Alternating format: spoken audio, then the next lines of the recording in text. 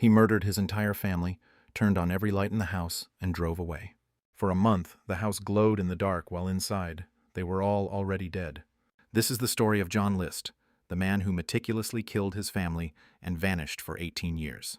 John List was a 45-year-old accountant living in Westfield, New Jersey. Outwardly, he appeared calm, polite, and orderly.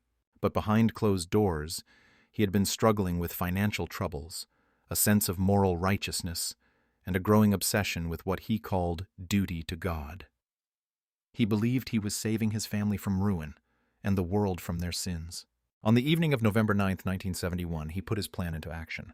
He started with his mother, followed by his wife, and finally his 3 children, Patricia, 16, Frederick, 13, and Christian, 9.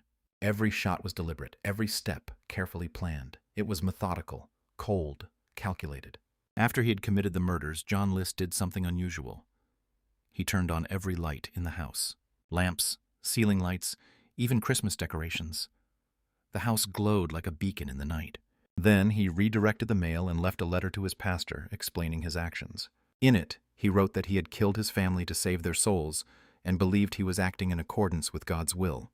Neighbors assumed the List family had gone on vacation. Teachers and friends noticed the children's absence, but nothing seemed immediately suspicious.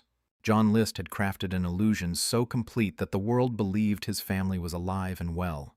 For 18 years, John List lived a quiet, unassuming life. He changed his name, moved to Richmond, Virginia, and even took a low-profile job at a church. He never drew attention to himself. People who met him described him as polite, soft-spoken, and dedicated, the exact opposite of the man who had slaughtered his family years earlier. The case might have remained unsolved forever if it weren't for one critical breakthrough. In 1989, America's Most Wanted aired a clay facial reconstruction showing what John List might look like after nearly 2 decades on the run. The image was unsettling, but it was accurate enough that a viewer recognized him immediately.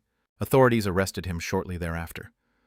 During his trial, John List admitted to the murders but insisted he had been driven by a moral and religious sense of duty. He showed no remorse for his crimes, only for the needless suffering he believed would have occurred had he left his family alive.